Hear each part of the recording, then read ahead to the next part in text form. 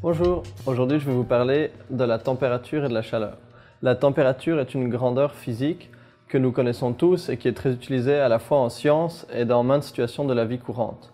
Et mon but aujourd'hui est de vous aider à dissocier la température de la notion de chaleur avec laquelle elle est souvent confondue. Pour ce faire, je vais vous parler de deux petites expériences que vous pouvez facilement imaginer ou réaliser vous-même à la maison. Pour la première expérience, prenez une tasse de thé chaud à 100 degrés et posez-la sur une table dans la pièce où l'air est à 25 degrés. Si vous attendez un petit moment, la tasse va se refroidir et sa température va commencer à baisser. Qu'est-ce qui s'est passé? La chaleur contenue dans la tasse s'est transférée dans la pièce et du coup, la température de la tasse a baissé. Le transfert de chaleur s'arrête quand la température de la tasse de thé est la même que celle de la pièce. On pourrait penser que si on refait cette expérience des dizaines, voire des milliers de fois, on va toujours obtenir la même chose, et c'est d'ailleurs à la base d'un principe très important en physique qui dit que la chaleur va toujours s'écouler d'un corps chaud à un corps froid, ou d'un corps à la température plus élevée jusqu'à un corps à la température la moins élevée. Et quand les deux corps ont la même température, le transfert de chaleur va s'arrêter.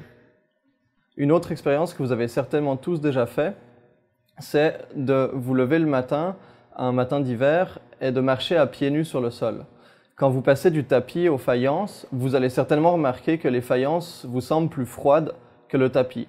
Pourtant, pendant toute la nuit, les faïences et le tapis étaient en contact avec l'air de la pièce et ils ont tous les deux la même température, de la même façon qu'après un certain temps, le thé a la même température que la pièce. Mais alors, quelle est la différence entre les deux? La différence réside dans le fait qu'il y a un transfert de chaleur entre vos pieds et le sol, puisque votre corps a une température de 37 degrés et le sol a une température de 25 degrés. Alors, la chaleur va partir de vos pieds et aller vers le sol. La différence, c'est que entre le tapis et les faïences, le transfert va se faire plus ou moins vite. Les faïences vont absorber beaucoup plus la chaleur de vos pieds et le corps va ressentir ça de façon plus nette que quand vous êtes sur le tapis. Pourtant, le transfert de chaleur est là dans les deux cas, c'est juste que dans un des deux cas, le transfert de chaleur est beaucoup plus rapide. Ces deux petites expériences permettent de montrer que la chaleur est différente de la température. La chaleur est une énergie qui est contenue dans la matière, elle peut s'échanger d'une matière à l'autre, elle est proportionnelle à la masse de la matière ainsi qu'à la température. La température, par contre, est une valeur plutôt intensive. Vous pouvez imaginer la température comme l'agitation thermique des molécules. Un exemple de la température, vous pouvez imaginer une classe. Si tous les élèves sont très très sages, ça va correspondre à une situation où la température est basse. Et si tous les élèves commencent à se lever de leur bureau et passer d'un bureau à l'autre, là la température est élevée. Il y a beaucoup d'agitation dans la classe.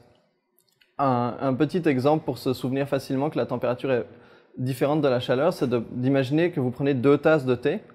Et quand vous prenez ces 2 tasses de thé et que vous les ajoutez, vous allez doubler la quantité de chaleur à disposition, donc vous allez plus transférer de chaleur dans la pièce.